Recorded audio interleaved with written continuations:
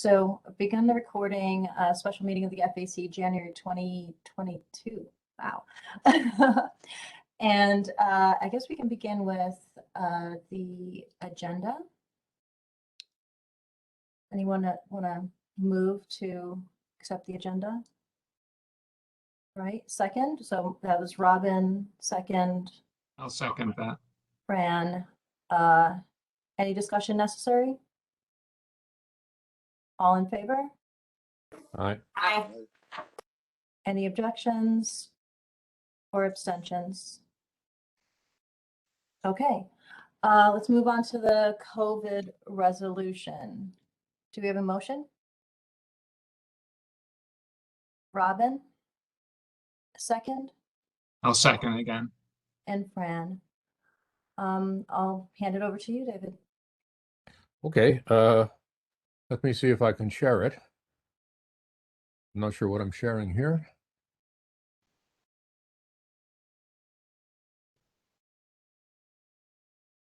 Is that the resolution? Yes. Okay, so the resolution is a continuation of the resolution we passed in May of 2021, which was the recommendation to the Board of Regents to have a vaccine mandate. And this is, in a sense, an update to that to take into account, what's happened since. It's based on resolutions which were adopted by the faculty senates at CCSU and at Southern. I'll go through it quickly. The whereases, I think, are pretty straightforward, but I think it's two things are referenced here. One is the November 1st announcement from the CSU president saying that his intent was to decrease the number of students who have not attested to their vaccination status, decrease the number of non-medical exemptions wherever possible, and continue to impose consequences for non-compliance. And we've added a number of other things. But of course, since we last had a resolution, there's also two further developments which are important. So the first is these statements, including the more recent statement from the president of the CSCU recommending the N95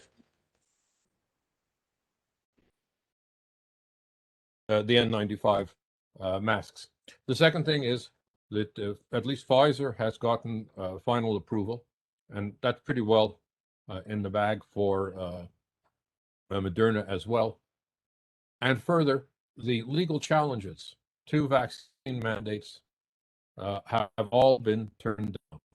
The paradigmatic case was Indiana University, but also here in the Northeast, a group called Family Foundations Endeavor out of Massachusetts had sued both University of Massachusetts at Lowell and University of Connecticut here at Storrs, and both of those lawsuits were turned down by district court judges. Following to a large extent the precedent of Indiana University.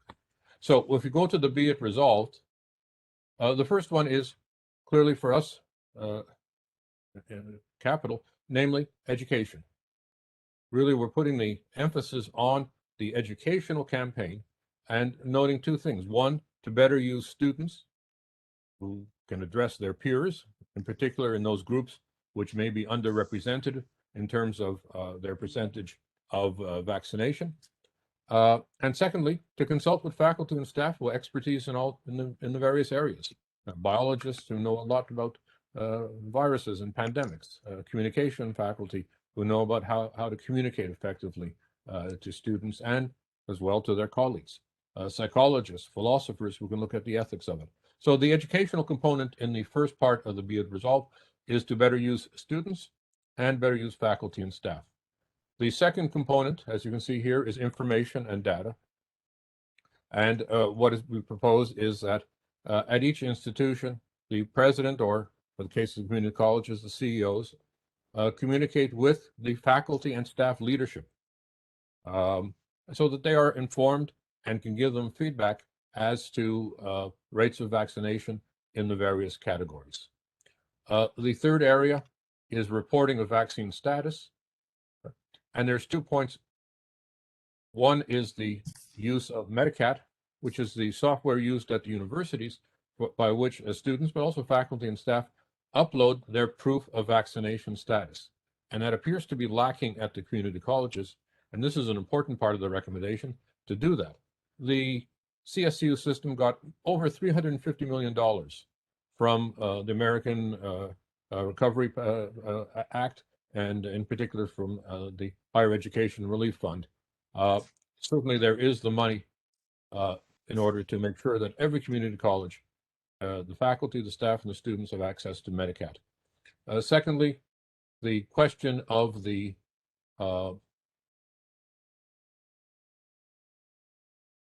having a date limit for reporting of status of vaccination, and also a date to be determined before the spring break, we suggest, for boosters, which is going to be an important aspect. And I see that today the president of Chief Executive Officer of Moderna made a statement saying that they're developing a booster specifically to deal with the Omicron variant.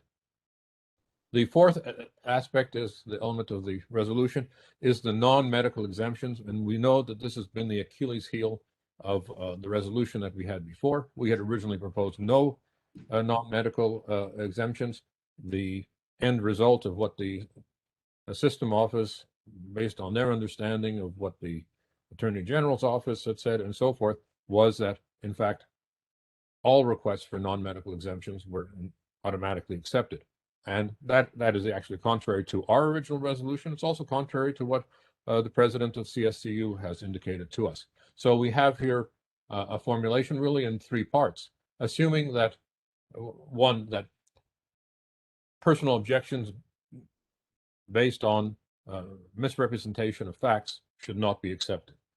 Secondly, the religious objections of those religions which specifically exclude medical treatment are an option, but that is a very narrow list. There's a Vanderbilt University list, and that's basically Christian Scientists and a few others. The third one is probably the most important one. That is, say, if necessary by state law or explicitly formulated government policy, what one might call a religious exemption would be allowed for individuals who must, however, satisfy three criteria: be accompanied by a statement of strongly held religious belief, an attestation by a registered minister of that religion, and be subject to a meeting between an appropriate university or college official and the student to discuss the moral and medical implications of such an exemption. That's, in fact, the policy being used at Yale. Fifthly is enforcement for noncompliance. So preliminarily warnings, but then some escalation of those measures in order to enforce compliance. This would be in the case of either students who refuse to report their status or those with exemptions who refuse to do the testing. Sixthly was the booster vaccinations. And this, of course, is an area where we don't know exactly what's going to happen. It's a recommendation. And so we talk about this as determined by the CDC and subsequent evolution of the virus. But certainly, this should be something done before the spring break, because at that point, students, but also faculty and staff, will be going to various places, and the chances of coming back with the virus is significantly increased. And even though individuals may still catch the virus, as we just heard from one of our colleagues, and in fact spread it, the severity of the virus is significantly reduced by the booster vaccination. And then there's seventh, other issues. Miscellaneous ones: increase the number of on-campus vaccinations. And one should add, I think here too, testing, to make sure that at the community colleges as well, there are testing facilities. Increase the number of portable ventilation systems and accelerate the upgrade of building ventilation systems. Continue the mask mandate, and one should add here, recommending N95s or equivalents. Continue contact tracing, and prepare all members of the community, students, faculty, and staff, for possible return to remote learning for specified periods of time. And on that note, it should be noted that the CSU system is the exception in the state of Connecticut. Yale has delayed its beginning of classes by at least a week. So has Wesleyan, and so for that matter has UConn. And they are planning to also have remote learning for at least the first week or so. The CSU system hasn't done that.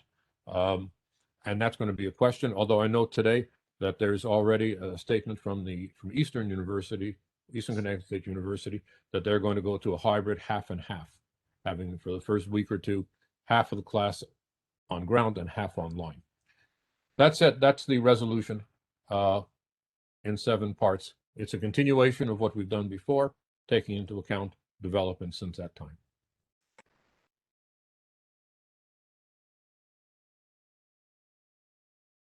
Go ahead, Ron. Yeah, I think as I look at this, right, first of all, we've had this conversation at our last faculty senate meeting back in December, and we were presented with a signed letter from by one of our science faculty members, signed mainly by biology faculty and then maintenance people, opposed to a vaccine mandate. But most of the Senate, with the exception of a couple of folks, were on board with FAC's last resolution, but these faculty and a lot of maintenance people were strongly opposed. And so and at the time, I supported the FAC resolution because I felt as though the purpose here is to prevent transmission from one person to another. And I thought that would, vaccines were a good way to do that. I'm having second thoughts now because I don't see vaccines at this point preventing transmission of Omicron, which is the dominant version that we have now. And if our purpose in passing this resolution and having it adopted is to reduce or prevent transmission, I don't think vaccines are the necessary way to go. If our purpose is to prevent people from getting seriously ill and going to the hospital, right, then I agree that that's the way to go. However, I'm not sure. I'm torn. I don't even know where I stand on this, to be honest. That's why when Kalina said I had to vote, I was like, no, I don't want to vote on that. Because I mean, do people have a right to take risks with their health that don't necessarily affect anyone else? Maybe they do. Maybe they do have a right to get seriously sick and go to the hospital. If this doesn't prevent transmission and it's only about people getting really, really sick, if they're not vaccinated, then maybe they have a right to get themselves very, very sick. Whereas those who are smart enough or I don't know, courageous enough or whatever you want to call it to get vaccinated are not going to get seriously sick, despite the fact that Omicron, from my perspective, Omicron is going to infect almost everybody. It's really virulent. I mean, everyone in my family is vaccinated, every single person, and we're talking dozens and dozens of people, and almost everybody got it. Fully vaccinated people. So I'm not sure this is going to stop transmission. But if our purpose is to stop people from going to the hospital, maybe it is the right thing to do. But I'm not sure if that's our mission, if that's in our purview. So I'm interested in hearing what other people have to say on that.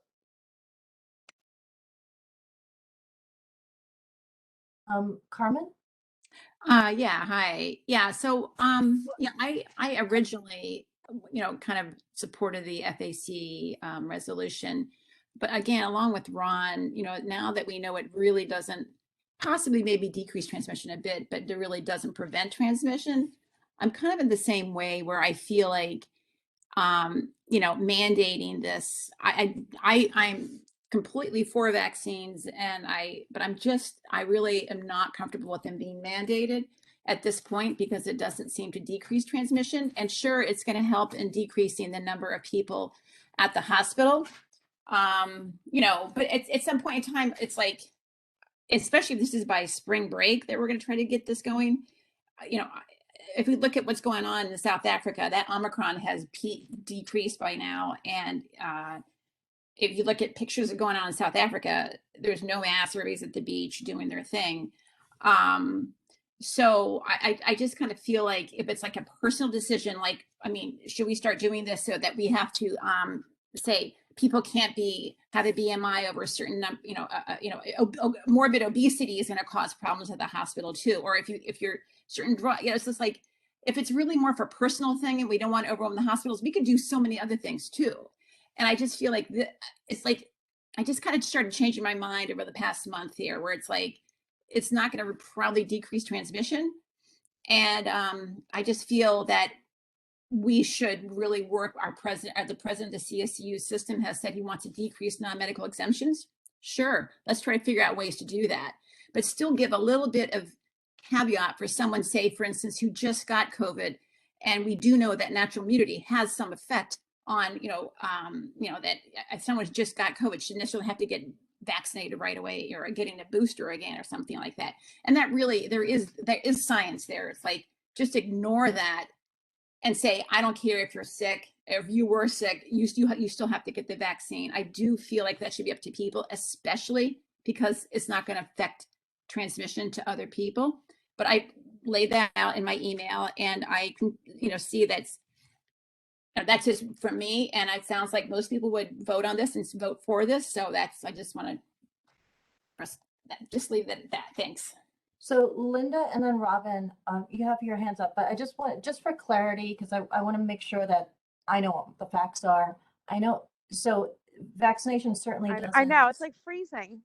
Eliminate the possibility of transmission.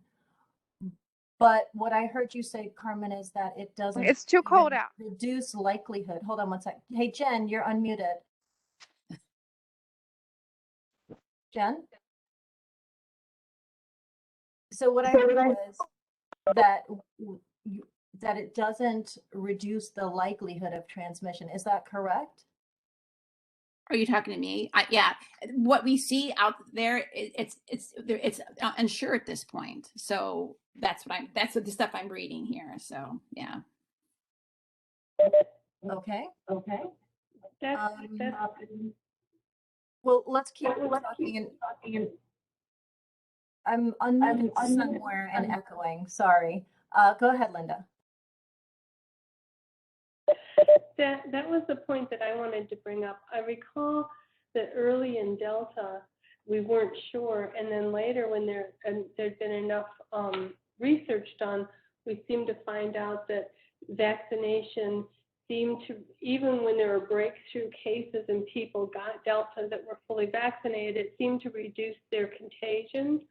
I don't think that, I've been looking for research on that with Omicron, and I think it's probably just too soon to know. Obviously, we know that vaccinated people are able to pass it on, but I don't know if the amount that they're contagious is reduced by being vaccinated, because I don't think there's been enough information to even know the answer to that yet. So that's just a point I was wondering about. I can just anecdotally, Linda, I can tell you on my 2 worst days last week of having COVID, I know I could have passed it on to people. I mean, last New Year's Day, I could not stop sneezing all day long, and so there were particles in the air everywhere. So I do know, and I'm fully vaccinated and boosted, and so I do know that there's no way I wasn't contagious based upon. I get that. I think one of the big concerns has always been that people are contagious when they're still asymptomatic or pre-symptomatic. And I don't think that we know whether or not vaccinated people who've been infected with Omicron but haven't become symptomatic are contagious yet. And by the way, I have a meeting at 3:30. So. Well, thanks for being here then, Linda. Yeah, Robin, and then David. With all due respect, Ron, the reason that we have the Omicron variant is because not enough people are vaccinated. We're talking about a school system that's quite large, And we're talking about the difference between people being out for a couple of days or being out for a week. And I think that's a really big difference in an educational setting. I feel very comfortable mandating vaccines. I don't get a vote. I'm just putting my 2 cents in there. Okay.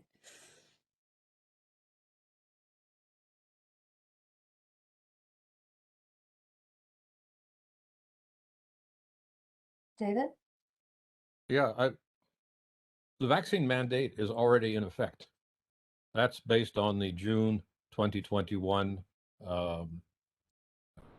resolution of the Board of Regents, delegating to the president to develop a plan for the vaccination of students and to work with the unions with respect to faculty and staff. This is to take into account further developments since that time. And I think we still have an obligation, and it's a moral obligation, as an institution to protect the health of our students where we're able to do so. And there are in many cases young people who, watch social media and formulate ideas which are going to be detrimental to their health. So there's always the two prongs of it: protecting the health of the students themselves and preventing others from suffering as a result. Now, without vaccination, we know that the severity of cases is greater. The likelihood of going to hospitals with significant symptoms is much greater. For example, the most recent statistics I've seen are the Israeli ones, which is that the 15% of the population who are not vaccinated constitute 45% of the serious cases in the hospitals.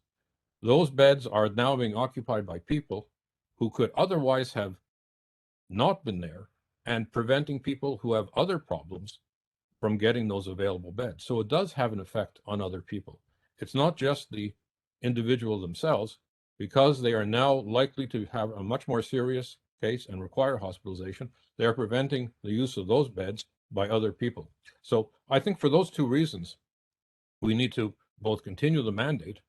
In any case, it is going to be continued, but also to specify some of the improvements we'd like to see, specifically with respect to the non-medical exemptions, but also to bring up recommendations for booster and so forth.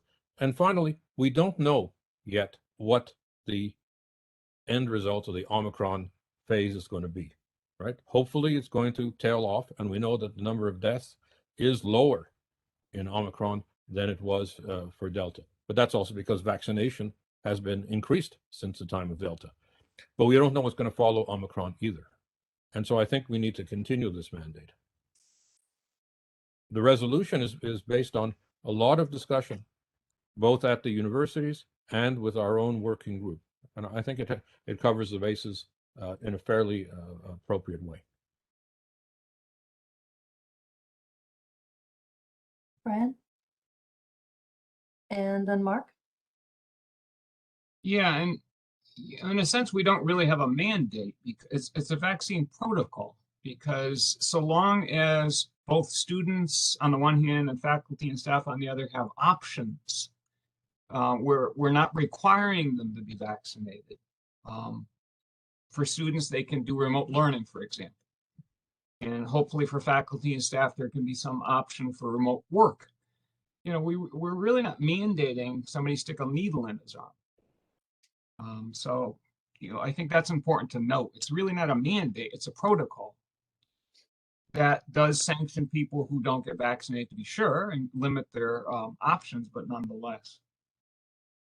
I think that another point too is the most vulnerable people on these campuses are going to be the people who are not vaccinated. It's a point many of you have made, and that's demonstrated. So that's all the more reason we want more people vaccinated, is to protect those people who aren't vaccinated. The more of those people on campus, the more they're going to be at risk of dying or going to the hospital, not so much the people who are vaccinated. So, yeah, I'm torn about this too. I'm really a libertarian when it comes to these things, but I think this makes a lot of sense to continue what we're doing. I think that we're not continuing. We're trying to change what we're doing right now, right? Is that my understanding? is No. not continue it, Okay. but just remove the non-medical exemptions. Isn't that the That's, proposal? that's the big No, key. that's not the proposal. The Okay. proposal is that Yeah. on the question of religious exemptions, we simply require them to make a statement of strongly held religious belief, have an attestation from a minister of their faith, and like they do at Yale, have a discussion with that students about the moral and medical implications. We are not eliminating the non-medical exemption.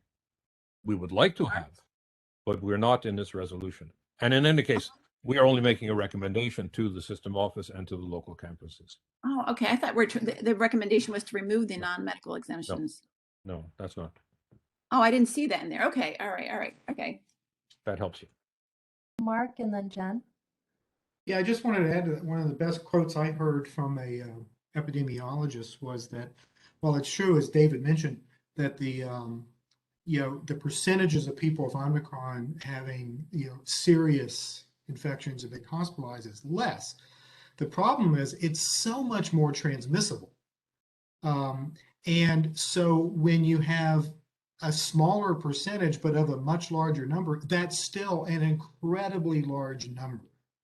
So that's what the concern is. And, also the point is with so many infections, it's not only important that people with the vaccine can still be transmitting it, which is probably true, but the more people that have the infections, every single person that's infected is becoming a mutation factory and causing more and more mutations, which is what was alluded to earlier. If more people had gotten vaccinated at the beginning, maybe we don't have Omicron right now. So.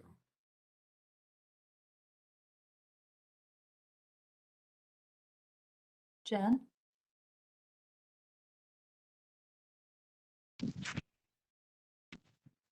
Hi, can you hear me? Yep. Mhm. Hi, I'm sorry. I'm trying to navigate getting two small kids home on icy sidewalks. So thanks for bearing with me.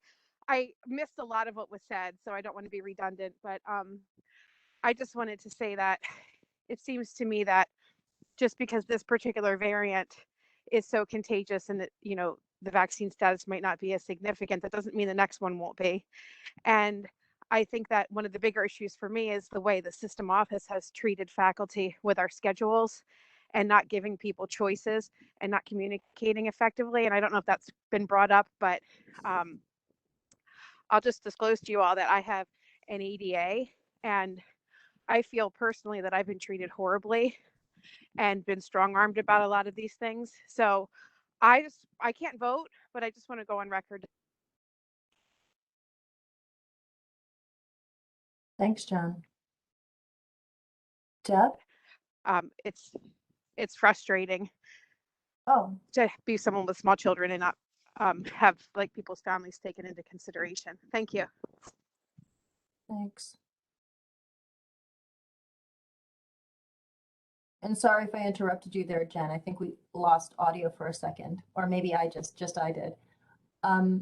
Deb? Yeah, hi, can you hear me?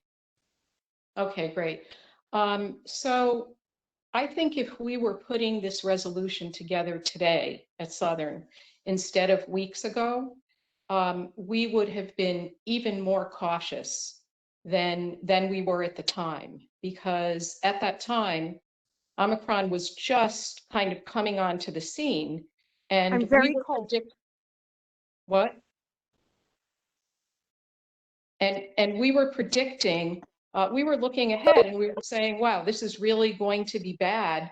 By the time we get back to campus, this is really going to be bad. But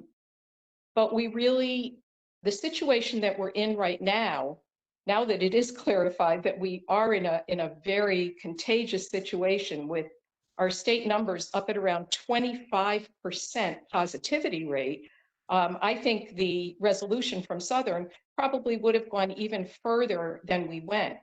And I'm wondering, so if I'm understanding correctly, we're looking at wanting to require boosters by spring break. Is that correct? Recommending.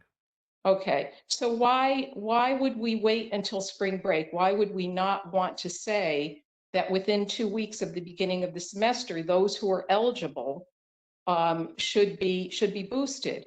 I think that we are among the minority, and I've looked at various websites across the state, and we are in the minority right now in terms of that. There are a lot of institutions that are requiring boosters. When the announcement came out that we were going to be back on ground and this is supposed to be business as usual, frankly, I was shocked at that, and I'm still trying to understand it and wrap my head around it, because a delay of 2 weeks where we pivoted to online learning for 2 weeks could potentially mitigate this issue and result in many fewer people being sick.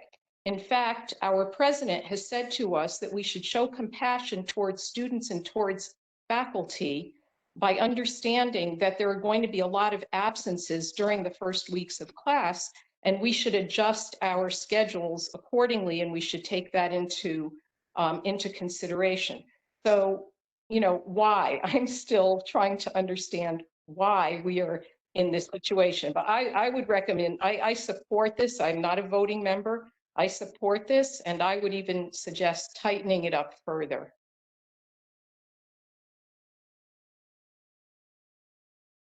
Thanks. Carmen? Yeah, just one more thing. So again, David, so I guess what I meant was that we're removing certain personal exemptions. So that the non-medical exemption is just solely the religious exemption that has to be approved. That's my understanding then, right? Yeah, the so-called personal exemption is a bit of a Right. difficulty, because I mean, what happens here is really what the intent was for people who make provide as their reason something which is known to be factually wrong. For example, people are dying of the vaccine, or the vaccine is ineffective, or whatever. Our recommendation would be that those kinds of arguments should not be accepted. I mean, that is a conspiracy by a political party in order to, replace one part of the population by another. So it's really extreme, counterfactual, personal.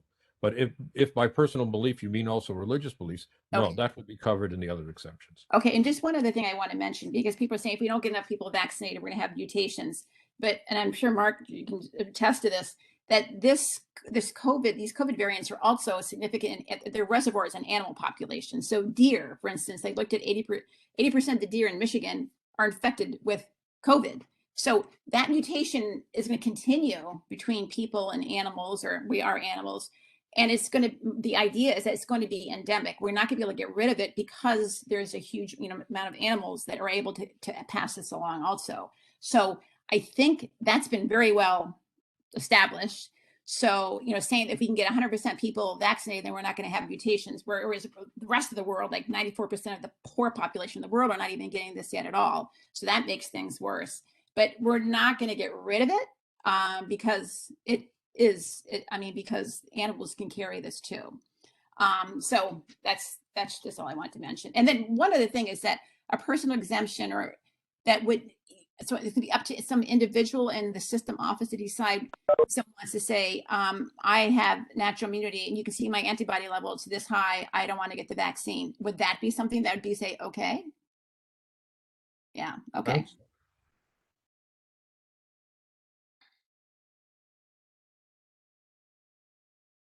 Okay, and Deb, your hand is up still, not again?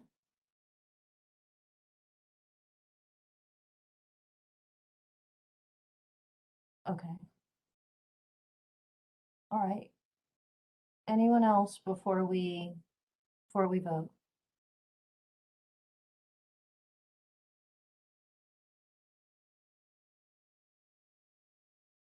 Okay, so, let me put it in the chat. And Lois, can you double check me, just to make sure that I have all of the voting members? It's changed because we had different people at the beginning in terms of alternates and voting members and so on. Or anyone else, actually. And this is just because I'm not sure that this will be unanimous and we have to noted if it isn't. So Colleen, the only people who are voting are the people you listed there? Uh-huh. Okay. Wait, only the, how many? No, 1, 2, 3, 4, 5, 6, 7. There should be 8. Right. That's, I Yeah. just wanted to, yeah. Yeah.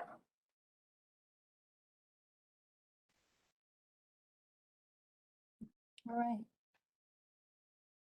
So are we ready to vote? All Yeah, I'm ready in- to vote. Colina, this is Mike Shea. I just want Sure. to ask, why are there only 8? There's more eligible voting members. They just not here? I think so, yeah. And you know, we have like Central represented twice, and we have Southern, well, Deb's not an FAC member, but you know, we have a couple people from Southern, so that's why. Yeah. We have 3 people from medium colleges at here. So they are Wouldn't voting the in. alternates for the people who aren't here be voting? So shouldn't we be up at, what's the normal number? 10? Isn't it 10? I think so. I'm just curious why we don't have maybe just I think why it's we don't have because- either the member or the alternate from the other 2 places. Let's see, it's because the people, we are missing, and I'll tell you, we're missing SWOF, which like no alternate either. And Okay. and I'm trying to see who the other person is. Well, okay, I feel We like should I'm have holding 3 on to the- universities, shouldn't we? We should have kept Robin's vote. Is that right? Yes. We should have kept Robin's vote. That's what it is. Okay, thanks. Okay. Right. So Kalina, just how is it? Because I know I guess I'm not voting. I thought I was. So sorry when I sent that email out. So how come I'm not voting then? Because you are, let's see, you are from medium-sized colleges. Okay. And so there's Matthew, then Jen, then Fran, then you. Okay. All right. That's fine. Okay.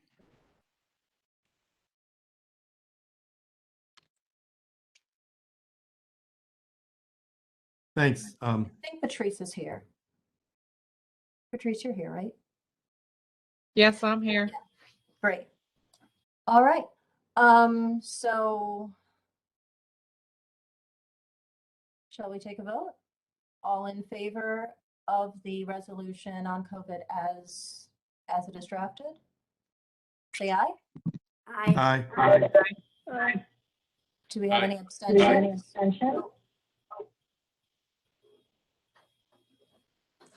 Any objections?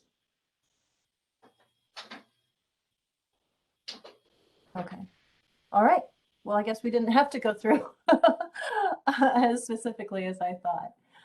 All right. Well, thank you all for being here. I suppose we're ready to adjourn. I wanted to mention, I thought it was a good discussion, and I wish we would have discussions like this at the Board of Regents.